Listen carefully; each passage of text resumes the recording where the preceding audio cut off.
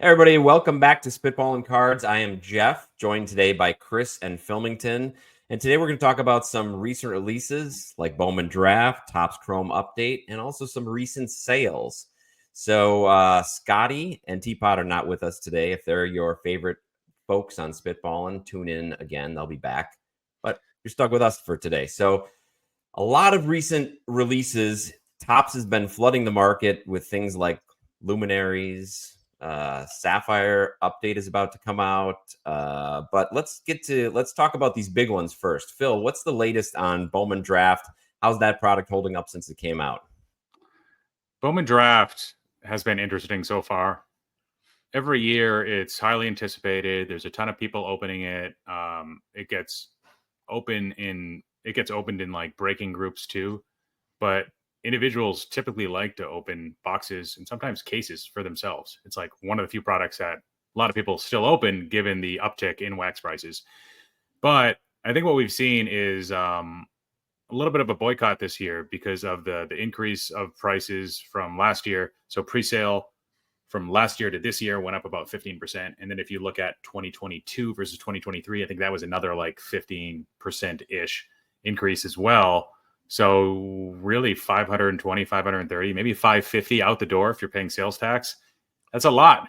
Even this day and age when Topps Chrome update boxes have almost surpassed $400 at this point, which is pretty crazy for just one autograph. But yeah, with Bowman Draft this year, the checklist, there's some hitters in it, Jack Caglione and Travis Bazzana and a few others. We've talked about it on a recent episode, but they're not quite at the same caliber as some of the hitters in the past. These are college hitters. These aren't like prep high school hitters that maybe have a higher upside. And a lot of these college hitters struggled in their first foray in minor league baseball last year. So Jack Caglione, he's the guy that's selling for the highest on Facebook. Somebody was trying to sell his orange Bowman Chrome auto for $20K. He did say, or best offer, right?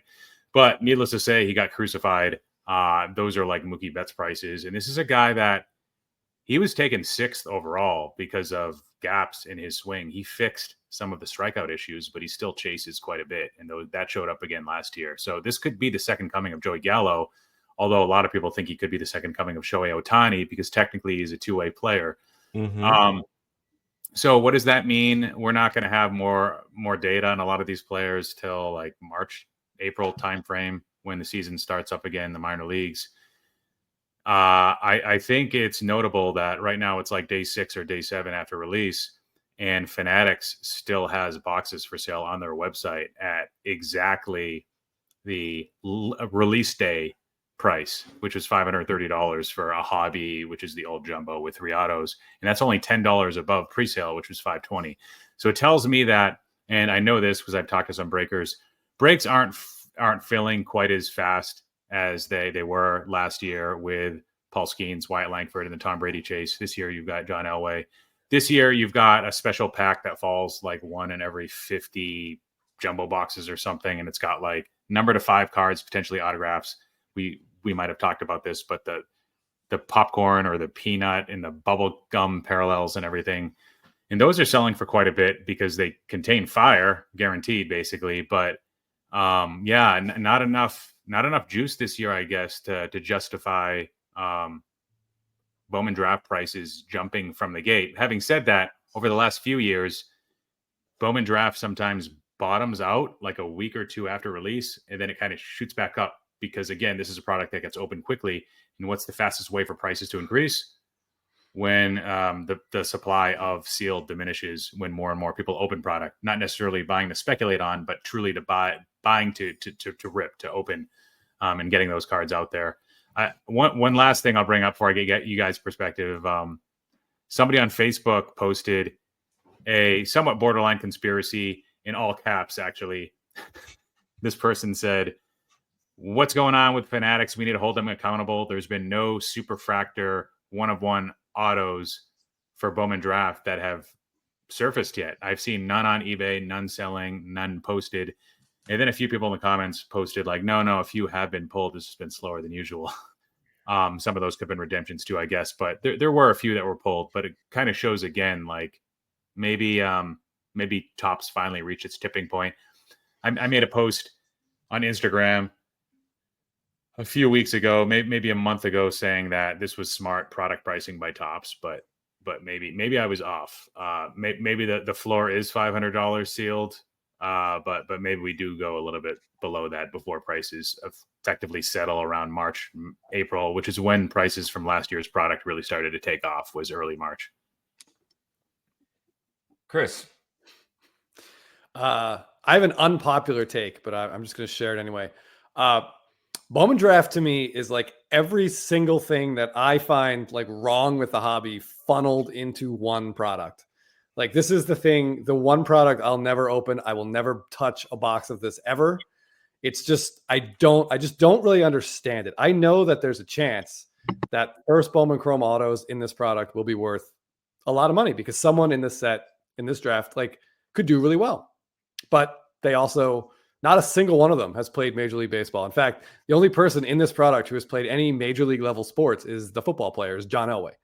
Like, there's just, this is like gambling on like multiple levels of gambling. Like you open a box and maybe you get like a colored auto of someone, but that person, it's unlikely they ever do anything. Like this is just like, it reminds me of those, I want to say it was like star sets back in the 90s, Jeff, or like, I like that Phil just walked away.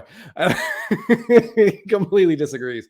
I just can't do it. I can't spend that kind of money on a set where like we haven't seen anything from any of these players. Like there's just, they are miles away from contributing. Maybe they will down the road, but I'd rather just wait and just buy. I'm sorry. What is the Royals guy? Jack Caglione. Jack Caglione. I'd rather just wait and buy his card because there's no real universe where that guy's orange refractor should be anywhere near a Mookie Betts orange first Bowman Chrome refractor. It just doesn't make any logical sense. I don't know if it's sold for that. I don't know if it's sold for half that. But for me personally, there's no product I would less rather rip than this, except possibly Luminaries, which Jeff mentioned. Or, I mean, in terms of regular sets, this is probably the one I'm least likely to ever rip. And maybe that's a loss for me. Maybe I should be buying some boxes to hold, but there's nothing in this product that interests me. So when it comes out, I do like this time period because I feel like all eyes are on it. And then I just kind of, maybe there's some stuff on eBay that I'm interested in that other people aren't because they like this product and it can kind of sneak through and find its way into a bubble mailer in my kitchen. Yeah. Phil mentioned the drastic increase over the past couple of years. And I've talked about this before. I used to buy a box of this or get a box of this for my birthday that I would open every year. But it's a long way from that. And now the opportunity cost when you're looking at $500+ even if you just wanted to stick with Bowman Draft or Bowman First Autos, you could get a pretty nice existing Bowman Draft auto of your favorite player or a prospect who's close to making it for the price that you would get a box for. Which, how big is the checklist in this, Phil, for players that are signing? It's right around 100, like 99, 101, somewhere around there. And is it a situation where maybe a couple of those would pay for a box and the rest probably wouldn't now? Well, base auto of Jack Caglione might get you close to the price of a box after fees if you were to sell it. But it would be a little bit less. So you'd have to hit color of one of the top guys in the product or multiple of those guys. One of the issues too with 100 names on the checklist. Well, certain guys have signed more than others, and usually it's the guys you don't want. In Bowman Draft is cool because really all the autographs are first autographs, right? And all of those guys have potential, but there's a lot more pitchers in Bowman Draft than what you get in any other Bowman product, really. So there's that you have to watch out for. Scott brought up the point with the lottery balls on the packaging. So somebody mentioned that on our comments. In the comments, we got that on our last video. I didn't notice it either, but something else to bring up. So what I was going to get to is I've heard that there's probably more base autos printed this year, and it's quite noticeable. So those that are opening this hobby box, formerly called a jumbo box, and maybe this is Topps way of like telling us that, hey, it's just a hobby, so next year you're just going to get one autograph or two. I think they decrease it to two and not one, because with Bowman, you take away the autographs, people will revolt. Topps Chrome, like yeah, it sucks a lot, but at least the non-auto variants sell for like 50% of the autos.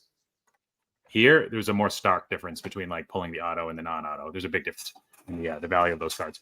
So anyways, there's a lot of base autos printed more than usual. So the typical experience will be, and it probably was last year too, you'd get one number to 499 auto, which is like the highest numbered. That's the refractor, auto right? Yeah, and then 2 base. And then the case will usually, most boxes will end up being like that. Like instead of getting like a purple and sparkle or whatever mixed in with the base. So what and I don't have any data on this to understand like how much the print run went up and how much the hits were changed to sway towards like the base autos. But this year they did introduce a new SKU, the HTA. And I was a little I was scratching my head a little bit when I saw before the product came out that HTAs were selling for more than the regular Bowman Draft Jumbo with like the 3 autos, because HTAs also have 3 autos. So why would you want the one that came with like 370 less cards? Wouldn't you want the 3 autos plus all this like base and potentially like inserts and autographs, or not autographs, but like you'd get like a, you know, a numbered parallel non-auto or something like. And I think it's because they put more hits in the HTA. And if I had looked back at Bowman Baseball, where they did this too in 2024, they introduced the HTA. It was probably the same case. So HTA boxes selling for like 600, 650, where the non-HTA with 3 autos was selling for like low 500s. Just a little strange, but I guess now I get it, because you're getting more color, and the Mojo specific, like HTA specific parallels fall in those too at like at a decent clip. So yeah, I don't know, man. Like we make fun of the people that open these boxes, calling them degenerates, like they're nothing like us and we don't understand their behaviors. But at the end of the day, like I bought into a break and I got absolutely nothing for $290. And I bet a lot of other people that had the same experience, whether they're degenerates or they engage in that behavior more than me or not, I bet that they would think twice about joining another break within the next week. You know, maybe they slow it down. Like a lot of people that run break groups will tell you that, or a lot of people that do engage in breaks will tell you that, like, if they're cold with a certain breaker, they might like not break with them for a while, and they might just like watch and see if anything's been getting pulled. So there is some logic and rationality behind the decisions of people that buy into these breaks. And if you're getting skunked consistently, then it can stop product from being opened, and cause prices maybe to come down at some point for sealed once people realize how much is still out there, which is a lot. The similarities, Phil, between that and being in Vegas and getting crushed by a blackjack dealer and stepping away from the table, you know, for a shuffle and waiting for a new dealer to come in are they're stark. Like that's a pretty direct analogy right there. I don't call anyone degenerates without also referring to myself. It was Jeff's birthday over the weekend, so we went out and bought some boxes to rip. We bought 2 Stadium Club, and we had to do it. We bought 1 Topps Chrome update hobby box, and it hurt me. It was $400 for this box, and we just did it because you can't be a part of the MLB rookie debut patch auto hunt unless you actually play the game. So we figured it's worth it. We'll take 1 shot at it and we'll see what happens. We were not going to take a second shot. Chrome update is weird. Jeff, there's 4 cards in a pack, right? And it's like 20. How many packs? 24? 24 packs of 4 cards each. And it's work. At some point, you're like, I like, there's a waste of packaging here. Complete waste of packaging. They want to make it last 10 minutes instead of 5 minutes. Yes, it's they could put those cards together, but they didn't. But we also got annihilated in our rip. It was fun. We had a good time. We had some delicious cocktails. But we pulled the same A's rookie catcher autos in 2 different boxes, which is, you know, a little brutal, but par for the course. I think the best card we pulled was, and this is painful to say, someone sent us on Blabbin 2 free Topps Chrome blaster boxes. Just as like, I don't know, like hey, I enjoy your show. Maybe you guys can rip these. And in one of those, there was an Aaron Judge base refractor, which is worth $40 in hobby shop buybacks. So that was the best card that we pulled. And that's going to get us to go back. Yep. Probably not buy something for $40. Probably use that $40 towards something bigger. Yeah. to rip Yeah. in. Because at the end of the day, we are degenerates as well. I mean, for sure. We'll be in that shop. And we'll be like, well, it's only $160 more for a Stadium Club box. Let's get another Tyler Soderstrom auto. Like, let's. Yeah, so we needless to say, we did not get a rookie debut auto. And Phil, it seems like not many of the big names are being pulled, and that's probably what's propping up those prices. That's what's keeping those hobby box prices as high as they are, right? Yeah, I think that's definitely, well, to me, it shows how little has still been opened, right? And there's so many SKUs, and the hard thing is there's 4, I think. And you don't know which one has the debut patches. The megas have like a really, really tough chance. Like I think like 10 times harder odds, like per dollar spent for mega versus a lot of the other SKUs, but they printed probably more of the megas, right? So if you like think about the top 7 names that you could potentially hit, you've got Ellie, which has been hit for the MLB debut patch autos. You've got 3 Jacksons, not hit yet. Jason Dominguez, not hit yet. Paul Skeens, not hit yet. And I think there's one other guy. Oh, Wyatt Langford. Yeah, I think I saw Imanaga's may have been hit. I think I saw that one, but I'm not 100% sure. Caminero might have been. So a lot of like the guys right below. Yeah. Crow Armstrong. Yeah, Crow Armstrong. Yeah, Caminero's I'm pretty sure I saw out there. Yeah. Colt Keith. We heard that Jordan Westberg was pulled. So a lot of those guys like right below like the first tier. But that's 6 of the top 7 though that are still out there. So did Topps want this to happen? We could put our tinfoil hats on. I don't think so. I think you'd want at least a few of those guys to have been pulled. Maybe they didn't realize how much hype was going to be there though for the actual cards themselves and the real bounties that exist for some of these cards other than Skeens. And maybe they just wanted to, I don't know. There's ways that you can like first batch, second batch. I don't really believe like they would load boxes for certain people. Like I don't really buy into those theories. I know a lot of people do, and you might be right, but yeah, I mean, it just shows that there's a lot of product still out there. It's really tough to pull these things, and hobby boxes are now at like $350 jumbos. I don't even know, like $750. At the LCS I went to, it was $400 for the hobby and $800 for the jumbo. Yeah, those are the cash prices. Yeah. So that's ridiculous. Like we were talking about whether 3 Chrome update boxes was worth 1 Bowman draft box. Okay, maybe the 3 Chrome update is a better deal, especially hindsight's 2020. But like now is like 1.5 Chrome updates, 1.5, right? Equal 1 draft box. Like draft is still a really good product that will have demand from breakers to open all throughout the year, especially up till spring training, especially up till the next Bowman release comes out. There's like a niche buyer that's interested in that. Yeah. If I was holding on sealed product at these prices, hey, maybe you take advantage of the momentum and you pick Chrome update. But with me, if I can get Bowman draft at 500 over Chrome update at 400, yeah, I'd be taking the draft. If I could get Chrome update at 335, I think it becomes a little bit more interesting. If you're curious about like how far I would take that. Maybe do you think there's a chance that? All right. Well, Topps knows. Let's say Topps. I think Topps knows what type of boxes those patch cards go into. Do you think there's a chance that Skeens card is in a retail box? Like, don't you think Topps knows that if someone buys a box at Walmart and pulls that redemption in the parking lot, like, I think that would be a real negative response from the hobby. I don't know. What do you guys think? I think it'd be exciting, but there's also a chance that it doesn't get redeemed then, or nobody finds out about it, and that would be a big detriment to Topps. Yes, that's true. Yeah, they just kind of pulling it out quietly of a box and thinking, "Well, what is this?" I don't know. There's been some pretty big blaster pulls out of flagship. So like Skeens, one was just pulled out of a blaster live. Yes. From update, and I think Wander and then maybe J-Rod were retail pulls. The platinum parallels. Yep. And they say that they don't know where they end up. Maybe that's not true. I don't know. This time around, they know where the Skeens is. They have to. Somebody does. Yeah, here's my conspiracy theory. Someone that has a lot of product, has scanned a lot of these, has found the Skeens. Someone knows where the Skeens is. This is a pure conspiracy theory, and they've got it. They've got the sealed box with the Skeens, but they're not going to open it until all their Chrome is out the door. That's my theory.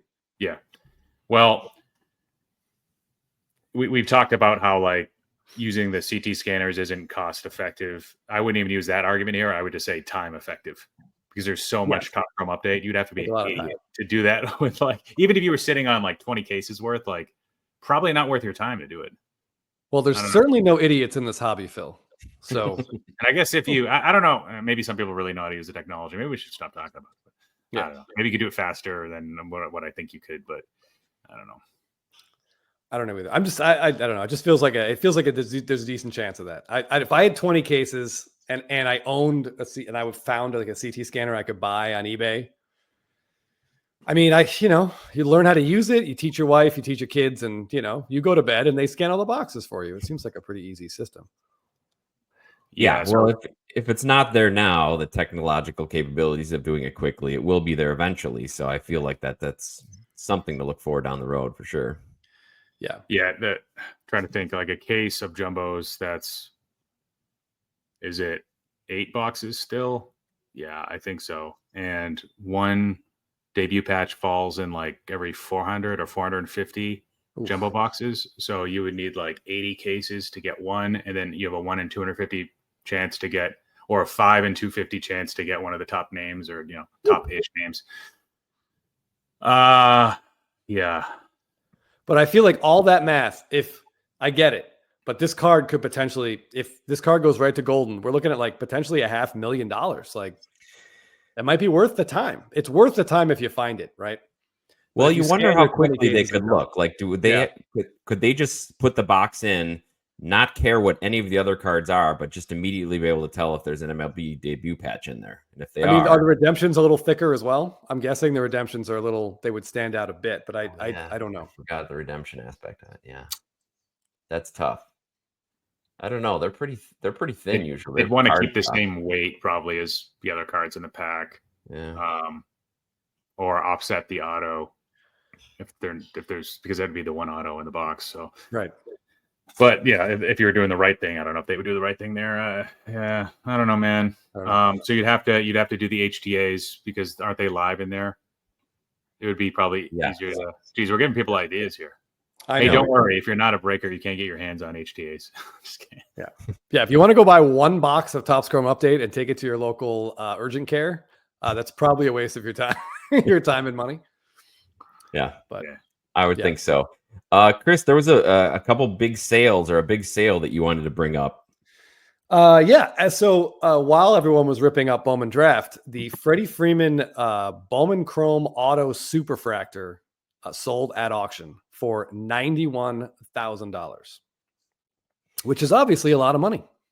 It's a lot of money. So somebody took the opportunity that Freeman had an incredible World Series postseason run. Yes, you can make the argument this was the best time to sell that card. So $91,000 is like the absolute maximum that card could possibly ring out. And I don't know. I go back and forth on whether or not, obviously this is not real money for us because we're never in this market for these cards, but it's a lot of money. But it's Freddie Freeman's singular best card. By contrast, Ellie De La Cruz's Topps Chrome Rookie Auto Superfractor sold for $131,000. So about 40 grand more, almost 50% more. Does that make sense to either of you? And it's not even, as you said, an apples to apples comparison, because that would be Freeman's best card, right? Yeah, it's Freeman's best card. It's definitely not. And Ellie's, that's tough to say. Yeah, it's debatable. Top 10 card, probably. And Ellie is exciting. He's faster than Mr. Freeman. True. But he would have to do a lot in his career to get to the level that Freeman has. I don't know. I mean, that just, in a nutshell, that kind of shows the direction that the hobby is going, right? A little bit flash over substance, and even a guy who's cementing himself as an all-time great like Freddie Freeman has cards that don't go for as much as a second-year player now. Yeah, I don't know. Phil, what do you think? He's a boring first baseman with weird teeth. Just kidding. Good teeth. The perfect teeth. Perfect teeth. Perfectly symmetrical. If you compare Freeman's price versus Goldschmidt's price, he went for roughly double. Goldschmidt's Bowman Chrome Superfractor Auto 1/1 went for like 48, 49. We're a little bit surprised about that when it happened, and that's a pretty recent sale as well. So does he deserve to be 2x Goldschmidt prices? I mean, this all comes down to potential versus realized value that we've already seen. So the guys with potential, they're going to get bumped up because we don't know what they could become. In the Topps Chrome Superfractor Auto for Ellie, it's not even his only Topps Chrome Superfractor Auto. He probably has a gilded one and a Logofractor one that look similar and a Sapphire one. But if you compare it to the Bowman Chrome Superfractor Auto, we had a sale, I think, this year of an excess of 300,000. Yeah. So it's kind of like, it kind of corresponds to that. Like it kind of fits that. It's like appropriately discounted enough, I guess. So yeah, the whole prospecting market is still ahead of its skis. I guess it's out of whack.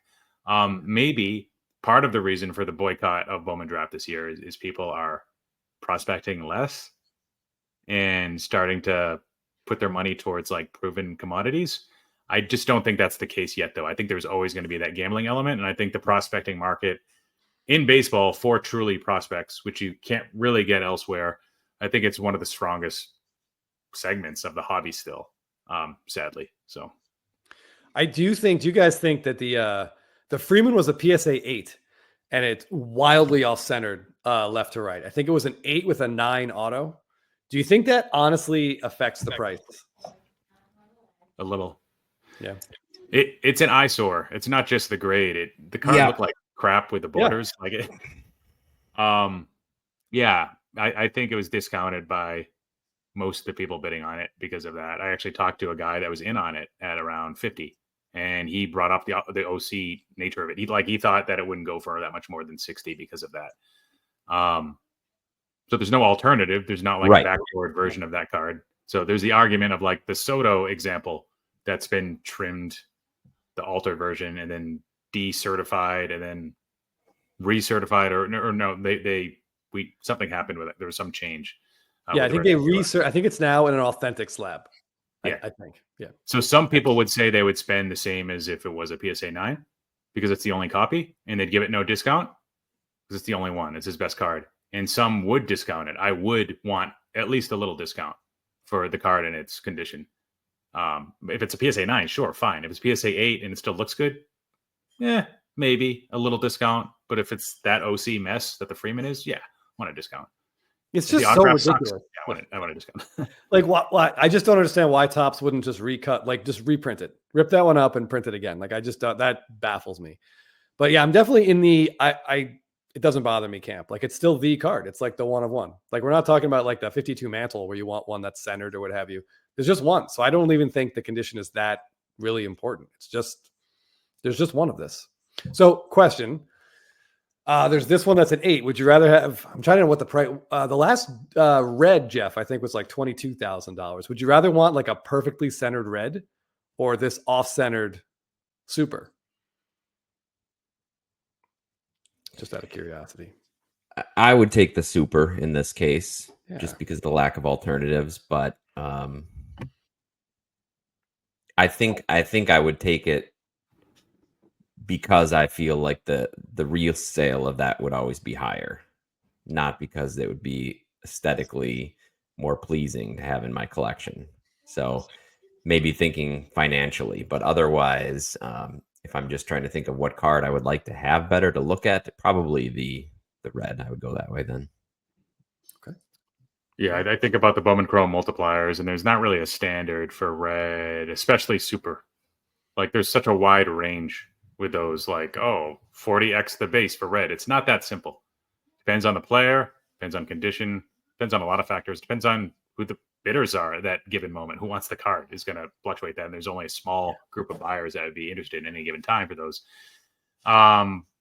Assuming that the discount was healthy for the red, I would probably go for the red. And assuming I have limited budget, I wouldn't want to spend that much on Freddie Freeman. It's Freddie Freeman. I don't like him that much.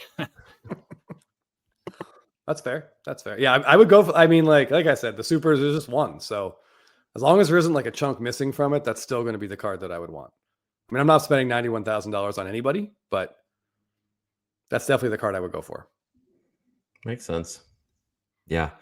It'll be interesting to see as these prices that we talked about, to tie it back to the Bowman draft prices, as the prices for sealed prospecting products increase. How's that going to affect singles prices of guys like Ellie compared to future Hall of Famers like Freeman? Yeah. Something to keep an eye on. Yeah, I look at like the two as mostly separate items. I think if you're opening up product on release day and you paid elevated prices, you might try to list it for more than you ordinarily would have to try to recoup your money. But somebody has to accept your price, right? And I guess if a lot doesn't get opened, then you have more leverage because you maybe have the only version of that player for that card, right? So that could also help prices be higher at the beginning. Something that we should look at is like how quickly prices fall after release and if that's gotten worse over the years. So looking at draft, the top like 5 prospects of draft for each of the last 3 years, the prices on day 1 versus day 30. Yeah. Are they I have a feeling that they're getting smoked faster because people are moving on quicker to like the new release, like whether they're opening it or they're seeking singles, they're just not interested in that release anymore. So whether more or less gets open, there's just less and less. There's like disproportionate interest in the single cards. Yeah, because like even the big names, Phil, like we don't get to see them do anything really for the most part. Like Ethan Salas, I'll use him as an example. Last year, I think he was in Bowman Chrome and he was like the big first auto, and his stuff was crazy expensive. And we've still never seen him play a major league game. And like he's played in the high A, I think, at this point, but you don't get to see them. And I feel like it's hard for hype to continue for these guys when you don't actually get to see them play. At least that's how I feel about it personally. Yeah, that makes sense. That's why Bowman draft would be good to look at too, because you'd be able to isolate away like any news and be able to like truly look at the value drop is like a real value drop. This has nothing to do with the guy getting injured or having a bad month or a good month. No, and even long term, that would be interesting, Phil. So you go past 3 months, go to 6 months or 12 months, look at the top 5 from each and see how they fare over that time period. Yeah, I know. Kyle Walters, Let's Talk Wax. He didn't even put Jack Caglione in his top 5 players in the product, which is interesting. He goes off. He obviously uses pedigree and college stats. And in the case of minor league players, he'll look at DSL and whatever information he can get. But he focuses more on like real minor league experience. If you haven't shown it, you haven't put up numbers yet at that level, you get a massive discount in his rankings versus what the street meaning like us, like the secondary market, will put a lot more value on the pedigree, the team environment, context, stuff like that, and probably position. So Caglione for him didn't sniff the top 5, but he's noted, he's made videos about like the 1 month, 3 month, and 6 month declines, like something like that of certain products, and like why it's illustrating to his viewers why it's not a good idea to buy singles right at release. Although the counter argument to that is if you can find gradable examples, you can offset most of that fall or some of it anyways. Interesting. Yeah. What was that site, Phil? Let's Talk Wax. He's got like 15,000 subscribers on YouTube. He's a YouTube guy. I think he's a former pitcher for like minor leagues potentially. Got a little insight then. Yeah. So we're like, I'm not a prospect guy. If you guys haven't figured that out yet, I that's not my thing. I touch it at a really high level. But this guy, like, that's all he does, especially hitters. So, and most of you guys watching probably know who he is if you're interested in prospecting anyways. It's much bigger than us. Yeah. Well, let us know in the comments if you're ripping any Bowman draft this year, if you participated in any breaks, if success or failure in those breaks has led you back or led you to take some time off. It'd be interesting to hear what people are veering towards there in the I did just want to share one random Freddie Freeman note. He had ankle surgery about a week and a half ago. People probably saw the Instagram post. He's in a cast. A bunch of people sent me the post. That's just like a picture of him sitting on his couch with his foot up and his foot in a cast. And they're like, damn well, this is going to be the SSP in every product for him going forward next year. We're not going to get one shot of him hitting the grand slam. It's all going to be him relaxing with this boot. And I laughed. And then I was like, you know what? It's It's more realistic. There's a better chance of that than I ever want to admit. That's true. I thought you were going to say we're going to get player worn boot in a lot of products for 2025. Oh, 2025 Dynasty, Freeman like numbered at 10 with part of that cast in there. Part of that boot, yeah, put it in there. All right, well, that's a good point to wrap up this conversation. Before I go, I want to plug our show. Chris and I have a YouTube channel, Blabbin' About Slabbin'. We do a live show every Thursday.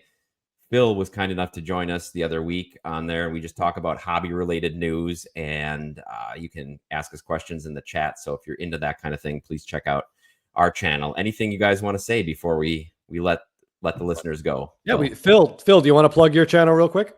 Not really. What I'll say is that Topps Chrome update Sapphire, it goes out on public sale well before we upload this video, which will be December 10th, which is a day after recording this.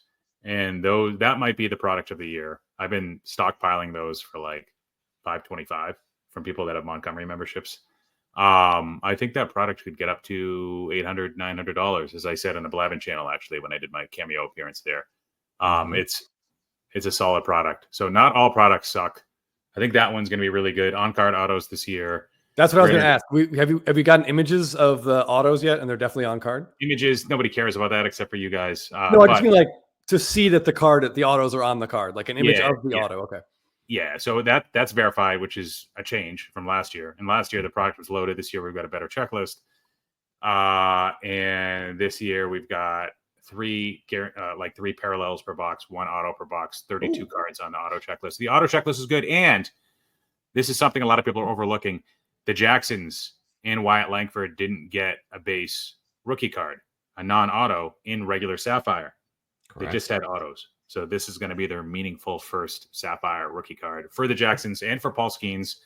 So that's a nice little cherry on top. Regular Sapphire is already selling for $650 with a 700-ish card checklist without those names on it, without the Jacksons, without Paul Skeens. The Jacksons do have autos, but they're not on the base checklist. So this is a lot better.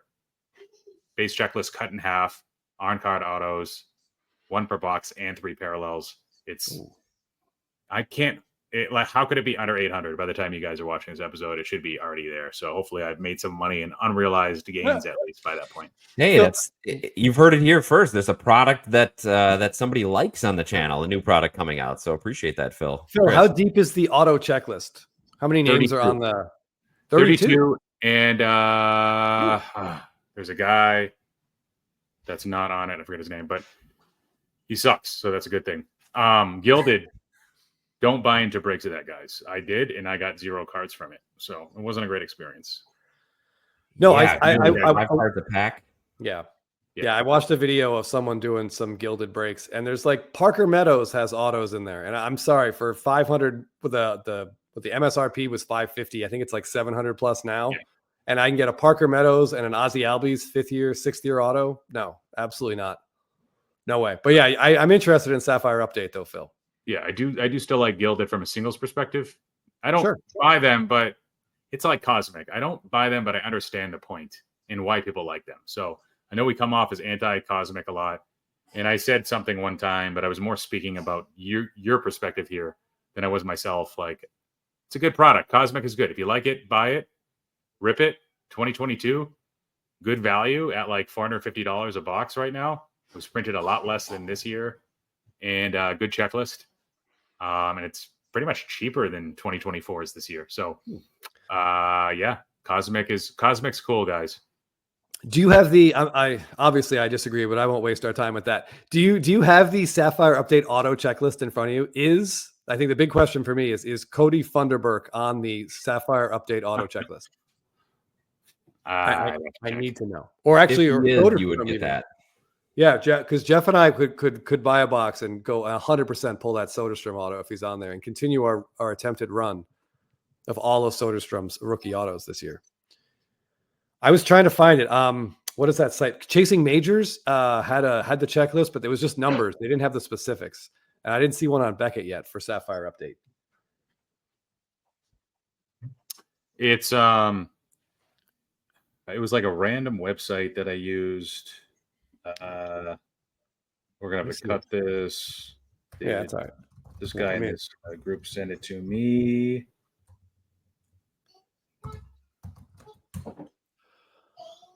There it is. Checklistinsider.com was the website. Pulling up now. Subject to change, I think, with some of these things. Sure. And I think there's image variations in this too. Yeah, Topps Chrome Sapphire added those this year, and they're awesome, right? Too much of a good thing can be too much of a good thing. Yeah, I hate. Someone mentioned in the comments that we've been complaining too much lately, and I hate that. They're right. I feel like we have been largely, me especially, I've been negative about a lot of stuff, and I hate to be that way. But as much as I love image variations, I just don't think they belong in Sapphire. Like flagship Chrome, Stadium Club, keep them there. Bowman Chrome Bowman Chrome rookie image variations. They've been doing those since 2018. I don't think a Sapphire is like an image variation product. It's about the parallels. It's about the autos. It's about the rarity and the design. And I feel like that's what it's known for, and keep that what it's known for. You know, don't suck things out of other products and put them into Sapphire. Except for maybe Bowman Chrome Sapphire for you, because so it's less like prospect heavy with the hits. Maybe add more rookie image variations, Bowman Chrome Sapphire, but don't mess with Topps Chrome Sapphire. Okay, so the auto checklist: Andy Pages, Ben Brown, Colton Cowser. Some of these guys probably had autos already in regular Sapphire. Colt Keith, Curtis Mead, Sedani Rafaela. I pronounced that wrong. Sedan Rafaela, Christian Scott, Evan Carter, Ellie De La Cruz, Henry Davis, Jack Leiter, Jordan Beck, the Jacksons, Jason Dominguez, Jared Jones, Jordan Lawler, Jung Ho Lee, Kyle Manzardo, Marco Luciano, Noel V. Marte, Nolan Shanuel, Paul Skeens, Ronnie Mauricio, Sal Frelick, Shota Imanaga, Victor Scott, Wyatt Langford, and Yamamoto. So pretty solid. That's a pretty good list. And a lot of those names are carried over to the Sapphire selections autographs and non-auto parallels. So I don't know how many breaks there's been so far on YouTube, but the first guy in Blowout Forum said that he got 2 autos in his box. Probably an aberration, but he killed it. Well, he didn't, but another guy killed it. Still not worth it to open it at the outrageous prices. And I'm assuming the public sale tomorrow where cases are available. Ooh, I don't see it lasting more than a minute because it's $380 for a box when secondary prices, like I'm buying at $525. So why would these last more than like a minute or two? I don't know. Are you going to try to buy a case? We'll see. I mean, I'll try. It's dangerous if you try to buy a case and miss it, and then you might miss the single boxes too. And then you try singles, then you put in an amount that's higher than the max, which you have no idea what it is till you try. So what would the max be? Should we try to put 1, 2? They have cases. It has to be at least 2, 3, 4. You would think so. Can't be more than 4. Yeah, 4. 4 and up. I feel like you're playing a dangerous game. True. Yeah. But yeah, the product sounds interesting. I'm looking forward to seeing what the singles look like. I want to see what the autos look like. Well, we'll definitely follow up once we've seen more of it open. Yeah. All right, that's a good spot to wrap it up. Thanks, everybody, for joining us, and we will be back soon. Take care.